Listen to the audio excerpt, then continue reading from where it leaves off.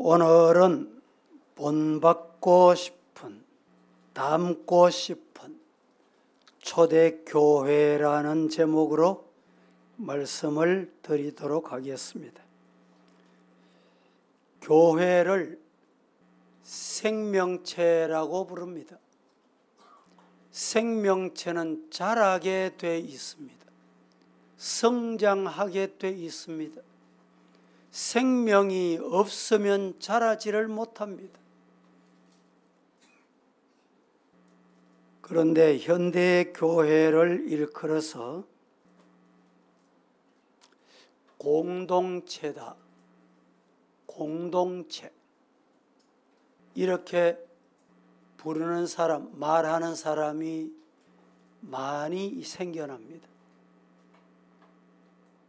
왜 교회를 교회라고 하지 않고 공동체라고 말합니까? 이유가 뭘까요?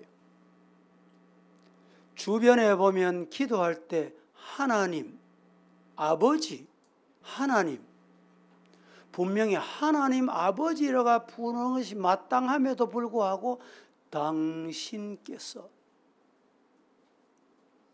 하나님을 당신, 왜 고유의 명사 하나님을 두고 당신이라고 부릅니까? 최근에 교회 여름 성경학교, 분명히 교회 하는 것은 성경학교입니다. 그런데 좀 고상한 표현을 하자. 어떻게 하면 여러분 고상할까요? 성경학교보다 캠프라고 하자. 캠프는 이방 나라 세상에서 다 합니다. 꼭 캠프라고 부르고 싶으면 말씀 캠프, 성경 캠프, 그게 맞습니다.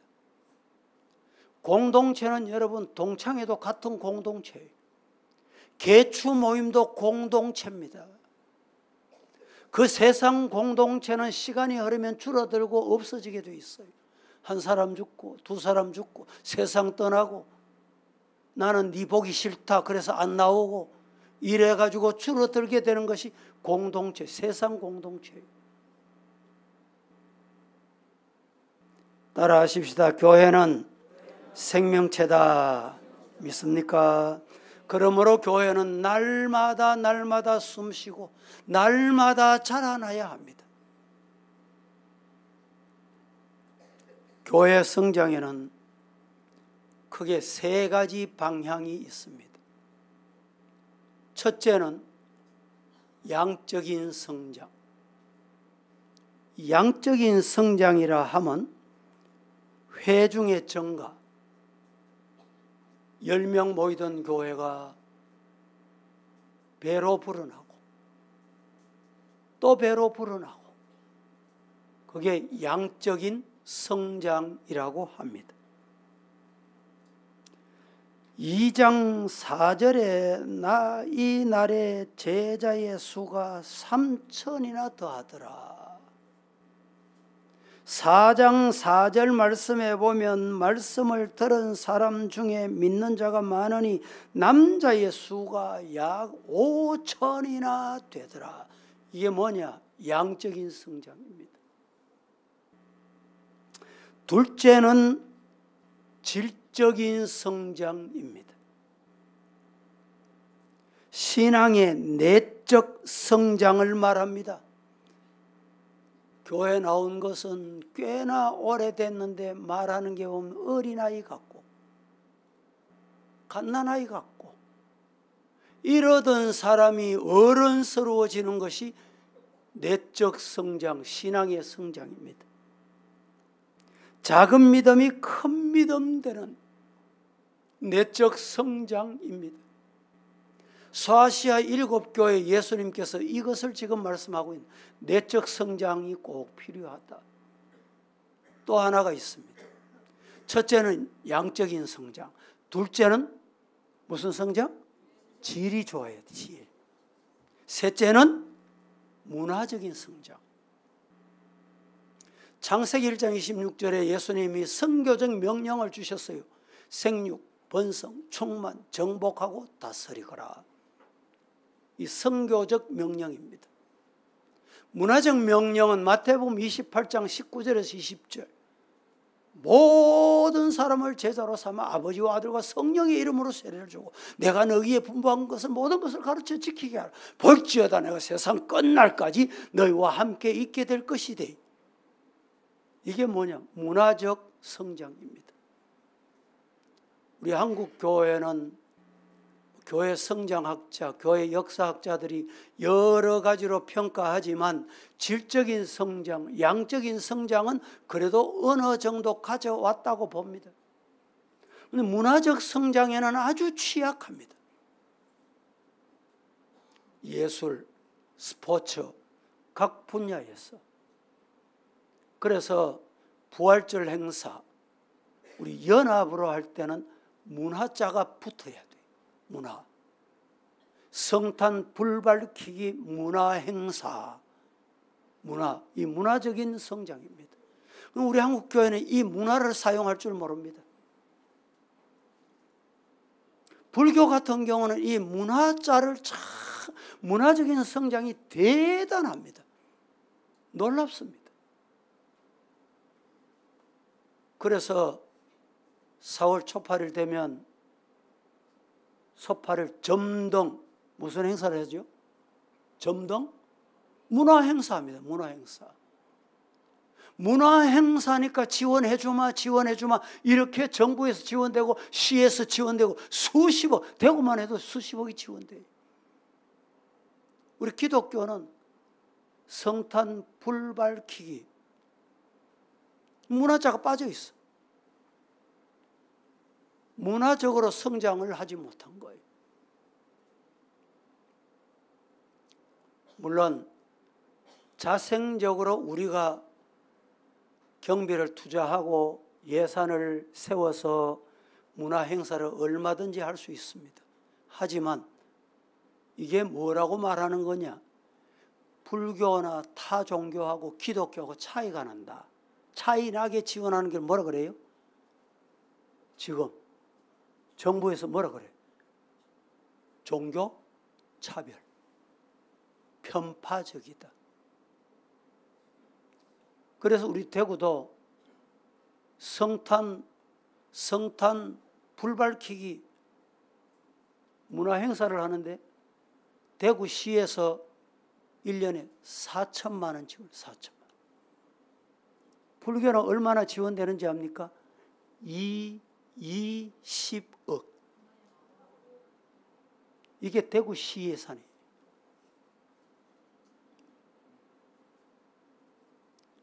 우리 기독교 접근을 못해요. 그래서 제가 대기총 맡았을 때 시에서 지원을 받는다. 얼마 받노? 4천만 원 받는다. 불교는 문화행사하면 얼마 받노? 20억 받는다. 우리도 20억 청원하면 참 좋겠는데 20억을 지원받아도 당장 20억 주면 사용할 줄 몰라요. 진짜입니다. 시나 정부에 지원받아서 마음대로 사용할 수 있는 게 아니에요. 그래서 제가 시에다가 그 당시에 4천만 원 지원하는 대구 기독교 총연합회에다가 2억을 청원했습니다. 2억을 청원했더니 대구시 담당자가 깜짝 놀라는 거예요. 4천만 원을 100% 지원이 얼마입니까? 100% 하면 8천이. 그 2억 청원하니까 뭐 400%잖아요. 400%. 목사님, 이건 불가능하다. 우리가 도저히 결제받을 수가 없고 상정할 수가 없다는 거예요. 그래서 담당자는 상정만 해라. 당신 책임 없다.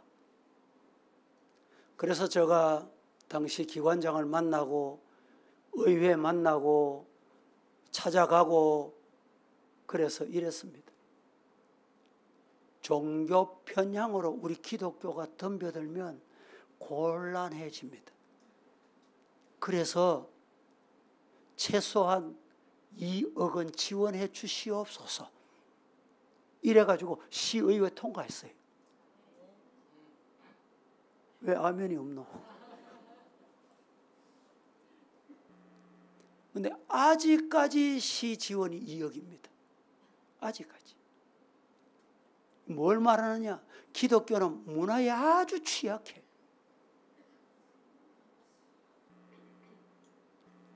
문화적으로도 우리 기독교가 부흥돼야 돼. 그 이후에 문화적으로 서서히 접근하려고 하다가 이제 합창단, 시에도 합창단도 있고 있잖아요. 있는데 대구 시민회관이라고 있습니다. 한번 가보셨어요? 아주 단장을 깨끗하게 잘 해놨습니다. 합창단이 시민회관을 렌트를 해서 찬양 축제를 합니다. 찬양 축제를 하는데 지원도 됐던 것 같아요, 내 생각에. 제가 담당자가 아니니까 실무자가 아니니까 깊이 알 수 없지만 그때 시에서 조건이 있어. 조건. 허락하는 조건이 있대요. 찬송은 못 부른다. 기독교 관련된 노래는 못 부른다. 핸델의 메시아 할렐루야는 못 부른다. 이게 조건이에요. 여러분, 우리 기독교 문화가 얼마나 우리가 접근하고 정말 어려운 시대를 살고 있는지 알아야 돼요. 결국에는 그 합창단을 못했습니다. 기독교 성장은 첫째는 양적인 성장, 둘째는 질적인 성장, 셋째는 문화적인 성장, 이렇게 생각할 수가 있는데 초대교회 성장, 이상적인 성장은 이 세 가지 방안 조건 아래서 이루어져요. 균형이 이루어져요. 균형. 사람은 많이 모였는데 모인 사람마다 신앙 고백을 할 줄 몰라. 찬송도 안 불러. 말씀을 이해를 못해. 안 받아. 말씀 전할 때 딴 동네 가 있어. 여러분, 이 양적인 성장은 소용이 없어요. 또 질적인 성장이 중요하다. 중요하죠. 정말 중요하지요. 성도다웁게 평생 예수 믿고 집사가 되고 권사가 되고 직분을 받았는데 저 사람이 권사인지 집사인지 이방인인지 이게 뭡니까? 질적으로 영적으로 이제 문제가 되는 사람. 이런 영적으로 문제가 되는 사람을 많이 모아놔 보세요. 교회 성장이 되겠습니까? 오히려 방해가 돼요. 세 번째는 문화적인 성장. 여러분, 우리 교회는 찬송을 참 은혜롭게 하는 교회입니다. 아멘 한 사람은 인정하는 사람. 우리 교회는 진짜 찬송이 살아 있습니다. 우리 한국 교회 가보면, 여러 교회 이렇게 가보면요, 연세 많은 설교하다 보면 경로당인가. 그래서 찬송을 부를 때도 얼마나 느리하게 부르는지, 아리랑을 부르는지. 우리 교회 여러분, 저 이군 사령관이 언제 와가지고 자기 교회는 민간인 교회 같고 서부교회는 군인교회 같다. 힘있고 은혜가 넘쳐요. 믿습니까? 영적으로, 질적으로, 또 문화적으로 이렇게 성장해야 돼요.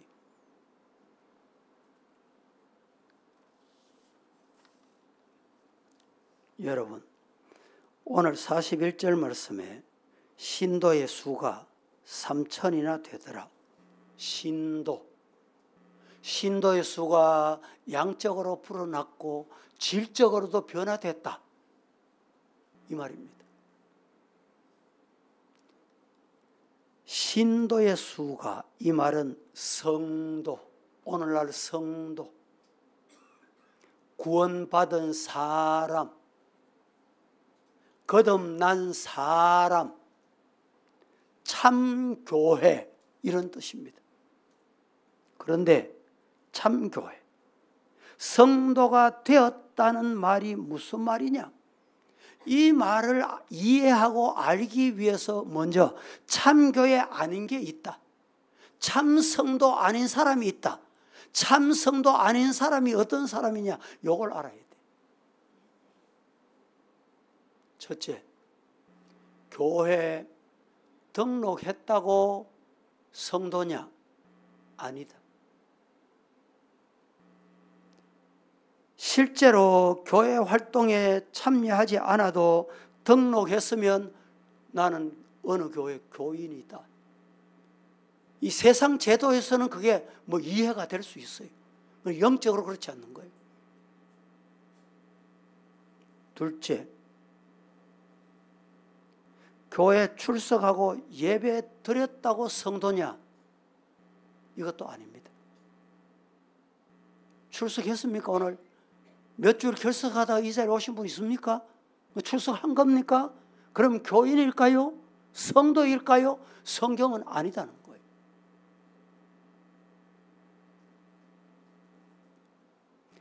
매주 빠짐없이 참석하는 성도, 나아가서 여러 가지 활동에 적극적으로 참여하는 성도, 교회 출석하는 교인이라고 부를 수는 있습니다. 오순절에 교회 편입된 신도들이 교회 공적 활동에 열심히 참여했다. 세 번째는 세례 받으면 성도냐? 아니다. 세례 받았다고 성도냐? 아닙니다. 최근에 군성교연합회에 따르면 지난 20년간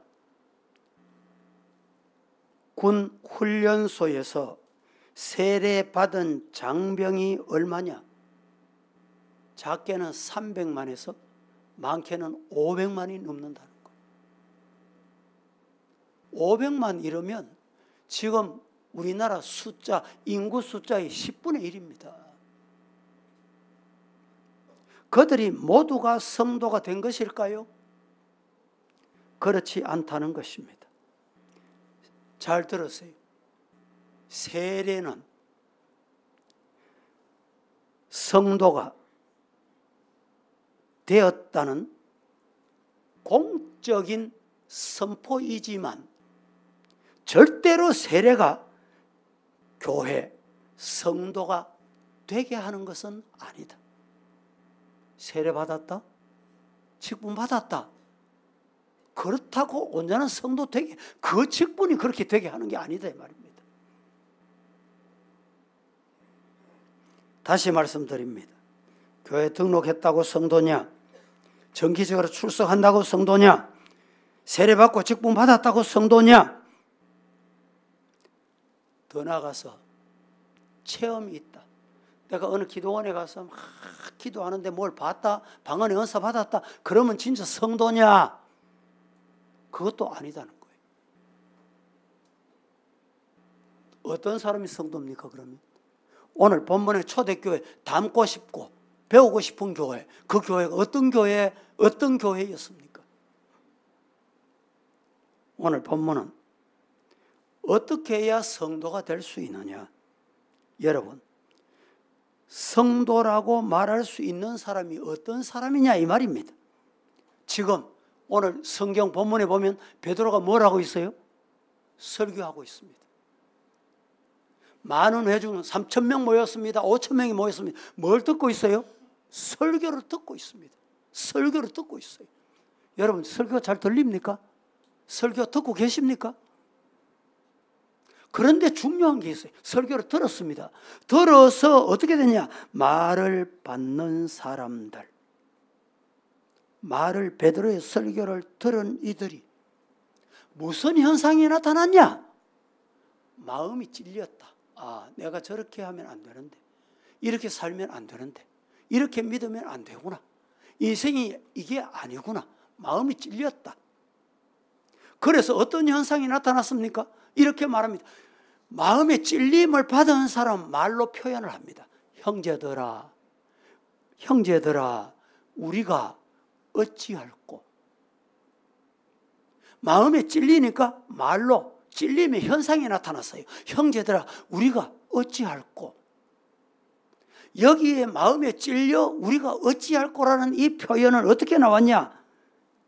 무엇으로? 송곳으로 아니면 무엇으로? 가시로 찔리거나 어떤 외부의 충격으로 뚫어지는 구멍이 나는 고통. 여러분, 폐에 혹시 구멍이 난 경험을 하신 분 있습니까? 그래서 공기를 빼내야 돼. 안 빼내면 그 사람이 오래 못 가서 실족하게 돼. 외부적인 충격에 의해서 그러면 더한 것입니다. 이런 말씀을 받을 때 마음에 찔려, 아, 내가 이것 잘못했구나. 내가 하나님 앞에 이렇게 살아야 되겠구나. 찔려. 우리가 어떻게 해야 되겠느냐. 이것이 온전한 성도 되는 길이다. 오늘 성경은 우리에게 이렇게 일러줍니다. 오늘 말씀을 듣는 여러분, 이런 은혜가 있기를 주의 이름으로 축복합니다. 생물학적 전도도 있고 이동에 의한 성장으로 교회의 전도도 있고 개종해서 예수 믿게 되는 세 가지 구원받는 길이 있습니다. 아파트 대단지에 교회 하나 세워놓으면 가만히 있어도 100명, 200명, 500명, 1000명 이게 뭡니까? 이건 이동 성장입니다. 가까우니까, 시설이 좋으니까. 생물학적 성장이 있어요. 자녀를 많이 낳아가지고. 여러분, 요한 웨슬레 어머니 자녀를 몇 명 낳았다 그랬어요? 예? 다 잊어먹습니까? 자녀를 19명 낳았다 그랬잖아. 1년에 하나씩 낳아도 20년. 1년 건너 하나씩 낳으면 30년. 2년마다 하나 낳으면 40년 동안은 자녀를 낳은 거예요. 그 자녀들을 모두 다 훌륭하게 믿음으로 양육해낸 거예요. 이게 뭐냐? 생물학적 성장이에요. 우리 한국교회는 지금 생물학적 성장이 불가능합니다. 결혼을 안 해. 결혼을 해도 자녀를 안 낳아. 이게 생물학적 성장은 불가능한 거예요. 그런데 여러분, 최근에 이슬람 소식을 듣습니까? 뉴스를 듣습니까? 이슬람은요, 일부 다처입니다. 마누라 결혼을 4번까지 할 수 있어요. 4번. 그러니까 4번까지 하는 한 마누라에게 자녀를 10명에서 낳으면 자녀가 몇 명이냐? 40명이에요. 10년 지나 보이소. 10년 지나 보면요, 지구 색깔이 지구 색깔이 달라져요. 20년 지나 보세요. 최근에 인구 평창이 아주 참 이 인류학자들이 놀랍다고 합니다. 지금 지구촌의 인구가 60억 이러다가 어느 날 갑자기 80억이 됐어요. 지금 지구촌의 인구가 80억인데 100억은 지금 눈앞에 와 있다는 거예요. 우리나라는 지금 어떤 반대입니다. 반대.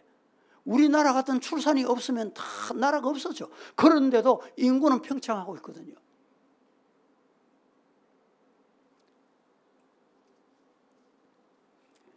첫째 말씀을 드릴 것은 초대교회 놀랍게 부흥성장을 본받고 담고 싶다. 뭘 배우고 담고 싶습니까? 초대교회 놀랍게 부흥성장이 오늘 우리도 배우고 담고 싶은 거예요. 초대교회가 놀랍게 부흥성장했던 이 모습의 주역이 되는 것 여러분 되기를 축복합니다. 그래야 돼요. 그래야.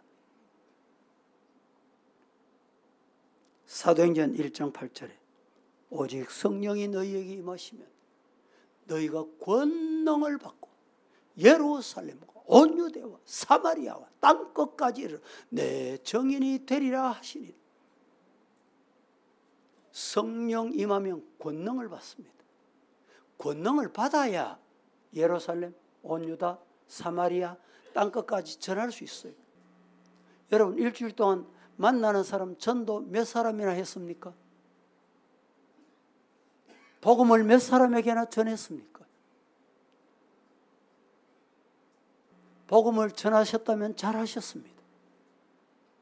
전하지 않았다면 왜 정인이 안 됐다는 거예요.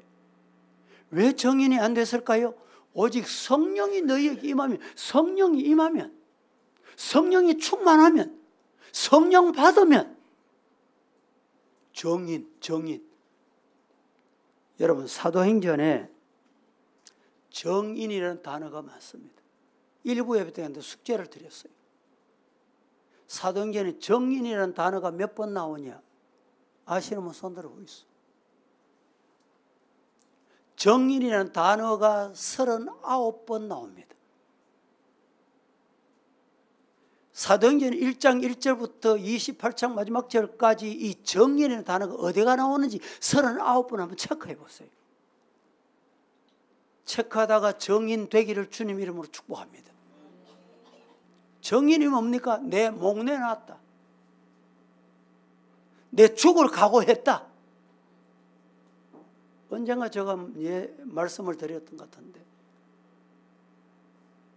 곽선희 목사님, 자기 교회 어떤 자그마한 체격이 아주 야무지게 생긴 남자분이 한 분 등록을 했대. 신방을 가야 되겠다. 신방을 갑니다. 가다가 전도한 사람이 물었습니다. 이분이 도대체 뭐 하는 분입니까? 물었더니 이분은 조폭 두목입니다. 그런 게라. 아이고, 목사님이 조폭 두목 같으면 좀 뭐 신방을 가면서도 뭐 머리가 섬찟하기도 하고, 그래서 막상 만나 보니까 사람의 체구가 좀 하고, 대화를 하다가 자기가 고백을 하더래. 그래서 물었대요.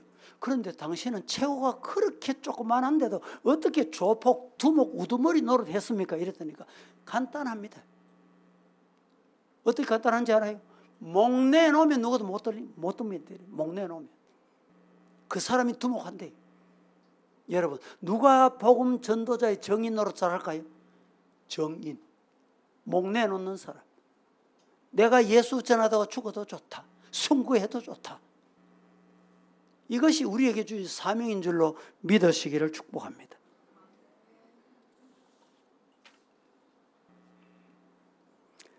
충성스러운 정인들로 말미암아 복음은 모든 사람에게 널리 사람에게 복음이 전거될 때 제한이 없어요.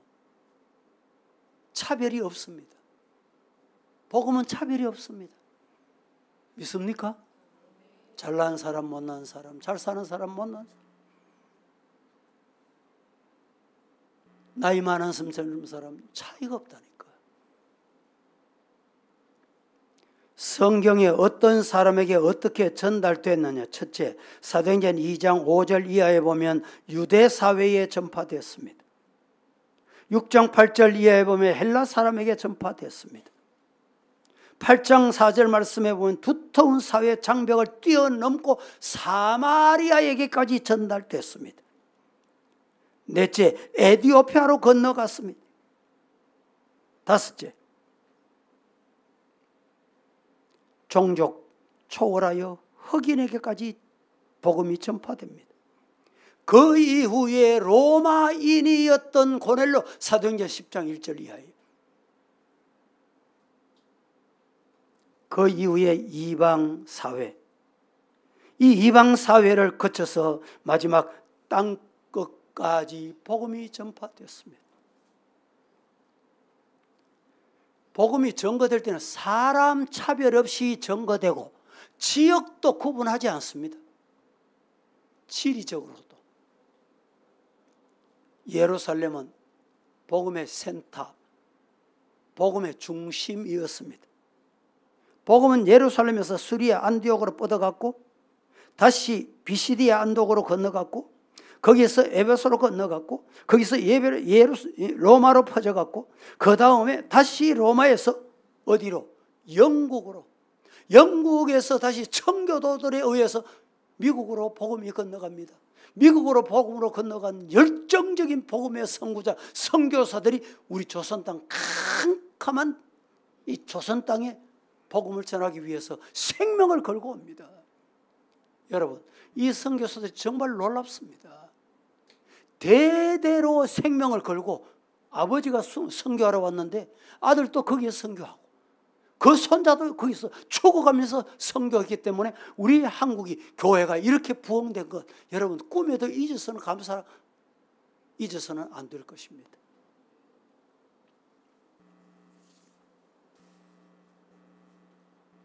사도행전에는 열심히 있는 정인들에 의해서 구원받는 수가 증가하고 있는 것을 보게 됩니다. 마가 요한의 다락방에 모인 수는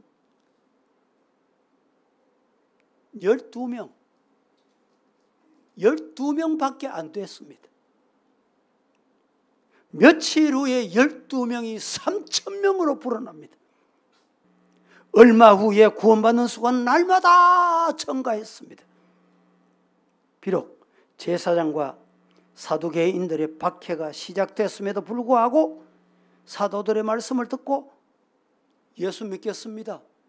남자의 수만 5천이 됐어. 남자의 수만. 믿고 주 예수께로 나오는 자가 더 많아져 남녀 큰 무리를 이루었다고 했습니다. 하나님의 말씀이 점점 왕성하여 예루살렘에 있는 제자의 수가 더 심히 많아졌다. 사도행전으로 가면 6장에 가면 이렇게 말합니다. 교회는 유대와 갈릴리와 사마리아에 설립되어 견고하여졌고 유대인 중에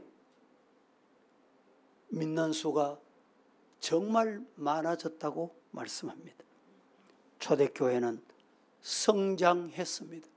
어떻게? 급성장했습니다. 왜 급성장했습니까? 정인들로 말미암아 교회가 성장하게 된 것입니다. 오늘 우리 교회 성장하기를 원하십니까? 정인 역할 다 하시기를 주님 이름으로 축복합니다.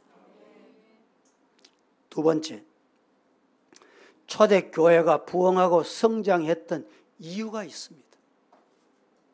초대교회가 그렇게 성장한 이유가 뭔지를 대단히 중요합니다. 이것을 알아야 돼요. 현대교회는 사도행전에 나타난 초대교회 성장의 원인을 여러 가지로 학자들이 진단을 합니다. 신학자, 주경학자, 또 신약학자 이들이 많이 주장합니다. 그런데 종합을 하면 이렇습니다. 성령의 역사였다. 둘째는 교회의 열렬하고도 담대한 전도가 계속됐다. 그렇습니다. 여러분 성령 충만했습니까? 전도가 없이는 복음이 전거될 수가 없어요. 셋째는 사회적 문화적 여건이 그들을 그렇게 만들었다. 그 문화적 여건이 뭡니까? 오늘 우리 한국 교회는 평안하고 기도 안 해도 먹고 사는데 지장 없고 영적으로 아무리 은혜를 안 받아도 문제 없고 여러분 초대교회는 그렇지 않았어요. 이렇게 예배 드리는 장소에 핍박하고 잡아가기 위해서 헤롯 당들이 들어닥치고 핍박을 하고 복음을 전하지 못하게 하고 이렇게 되니까 교회가 어떻게 돼서 흩어졌어요. 교회 하나가 예루살렘 교회 하나가 흩어져서 우리 집에도 너희 집에도 이 집에도 저 집에도 예배를 드리다 그것들이 다 교회가 된 거예요.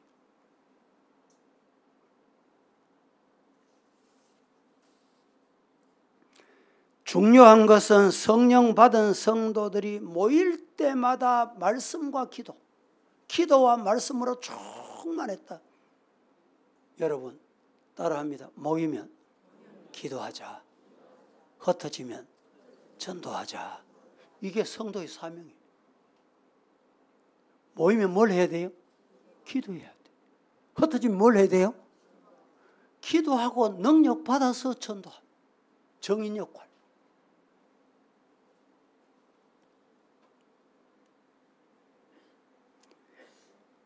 모여서 기도하고 그들처럼 나가서 전도하고 이러면 하나님의 축복이 기도한 사람, 전도하는 사람에게 임한다. 믿으시기를 축복합니다. 나무를 심으려는 수고는 하지 않고 열매를 따는 즐거움을 누리려고 하는 데는 문제가 있습니다. 기억하십시다. 사람이 무엇을 심든지 그대로 거둔다. 심은 대로 거둔다. 콩을 심으면 콩이 나고 밭을 심으면 밭이 나고 안 심으면 안 나고 원망 심으면 원망을 거두고 불평을 심으면 불평을 거둔다. 심은 대로 거두는 것이 진리입니다. 기도하는 자는 응답받고 전도하는 교회는 부흥이 됩니다. 그런데도 아무것도 하지 않는 사람이 더 많을 때 어떻게 될까요? 아무것도 기대할 수가 없습니다. 아무것도 하지 않는 사람이 많은 곳에는 아무것도 기도할 수가 없습니다. 기대할 수 없어요. 우리 성도 여러분, 우리는 지금 정말 말세 때에 살아갑니다. 정신을 차려야 할 때입니다. 우리 교회가 부흥되기를 원합니까? 조국이 복음화 되기를 원하십니까? 우리나라가 통일 한국 되기를 원하십니까? 하나님 앞에 기도하는 성도가 되기를 축복합니다. 말씀을 맺겠습니다. 1972년 6월 1일 세상을 떠난 부흥사요 저술가였던 위치만이라는 사람이 있습니다. 그는 꽤 영리하고 명석해서 항상 교만하기 짝이 없었습니다.